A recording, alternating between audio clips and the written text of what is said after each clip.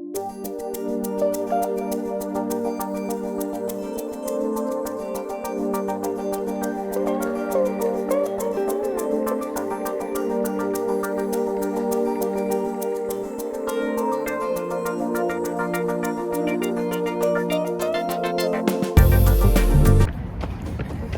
right, so we are out here on a late night run, live and in the flesh. And yeah, it's an easy run tonight, so I figured bring out the camera, bring out my new device to hold it in place and test this out. But I figured it would be a good opportunity to talk about the importance of easy runs, because I think a lot of people do easy runs the wrong way, in the sense that it might be a short mileage run, but they want to get it over with as quickly as possible. So they do these runs too hard, but they're called easy runs for a reason, in the sense that they should be treated easily. There are people who recommend a specific pace. I think the pace does matter, but more importantly, you should listen to your body and run at a pace that's comfortable and that you're able to have a conversation very easily. As far as the distance of an easy run goes, I think it really depends on the length of a race that you're training for. So for example, if you're training for a 5K, I think your easy runs shouldn't be longer than 2 or 3 miles. Or you could do it based on time, 20 or 30 minutes. As far as like a half marathon goes, when I trained for that, my easy runs were typically 4 to 5 miles. And then marathon training, for what I've been doing them about 5 to 7 miles. Sometimes I do an easy run of only 3 or so miles once in a while. That's what today's kind of going to be, because I'm getting closer to the race. But when you're further away from the race, I think it is okay to do a little bit of a longer, easy type run. Now, these days, I think big picture needs to be viewed as days to recover, because of the fact that, you want to make sure that the body is able to recover from all the hard speed works that you put in, or hill days, whatever the case may be. So yeah, but I think with easy runs, it's okay to take a minute and stop, go on a walk for a little bit, stretch out, take your time with your easy runs. They don't have to be too long or too hard. So one thing I'll do right now, I do want to stop, show a nice, beautiful view that we have, really embrace the nature. Now, one question you might have as you look at this beautiful image of New York City is, how often should you actually be doing easy runs?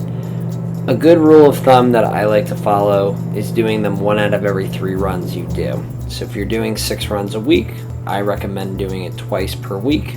If you're only running 3 times a week, then doing it just 1 time will be fine.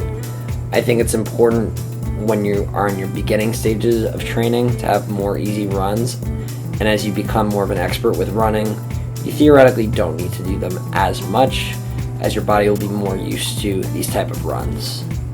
So one thing that I do really personally love to do during easy runs is just finding different areas to run as much as possible. So I like to, if I'm traveling, for example, save easy runs for cities that, I've never been to, because I think the really cool part about it is you can do it at any pace, and you can really bring in and enjoy the different aspects of it. I'm still pretty new to New York City, and so I've been exploring a ton of different areas in my easy runs. Right now I'm at the Hudson River. I do spend a lot of time here, but it is cool to see it a little bit darker. You really can embrace the New York City lights here. So that's something that I do encourage. And again, I think it's just so important when you are on these easy runs to take time to walk if you want, if you have some extra time, to really enjoy the nature aspect of it. Do it at a comfortable pace. Don't worry about what your watch is saying. It's not a race at the end of the day. This day is meant for recovery, it's really good to like understand what an easy pace is going to look like, things of that nature. All right, guys, thank you so much for listening to this first video as far as the Run Breiter training video segments go. I know for a lot of you, a lot of what I probably said, if you're even a beginner runner, might be very obvious. But I know that there are some people out there who don't know where to start with running, and so having this video out there, I think, is really important to make sure that when someone starts getting into it, they're running their easy runs properly. So now, as far as some quick recaps here that I just want to remind people about, the easy run is meant to be run easy. Your pace for an easy run should not be the same as what it is for a long run, a speed workout, a threshold workout. There's obviously so many different workouts, and we're going to be going through those, but it should be the slowest pace out of any of your workouts, even if that distance is shorter. I think it's also very important to keep a consistent pace. You don't want to start off with a 9-minute mile and then go to an 11-minute and then go back to 8 minutes. You want to keep it stable, but I would say it is better to speed up than it is to slow down. The entire purpose of this run is to recover. So I wouldn't even fully concern about your pace, but again, it's that consistency that is important. But just listen to your body, listen to what's comfortable. You want to set yourself up for success, so the next day that you go and you run, you have a very, very strong workout and you're reaching areas for improvement from those workouts. This workout is to help the legs, help your core, relax, and feel better. I also recommend that on these easy runs, take advantage of them. Try running in different areas that you've never been. Explore those areas. If you're someone who travels, or if you're going on any vacations, utilize the easy runs for that, because you don't know if you're going to have a track or a treadmill or whatever way you train there. It might not be available. Don't be afraid to walk, stop, stretch, breathe, meditate. Whatever is whatever you want to do and what you like to do on your easy run day, feel free to do. There are days where I'm not going to recommend walking. I'm not going to recommend stretching in the middle of a workout if you want to see improved success. But for the easy run day, I don't think that matters. As long as you're putting in, for let's say a 5K, in my mind, anywhere between 1 to 3 miles. I mean, if you're looking at really growing, 2 to 3 is ideal.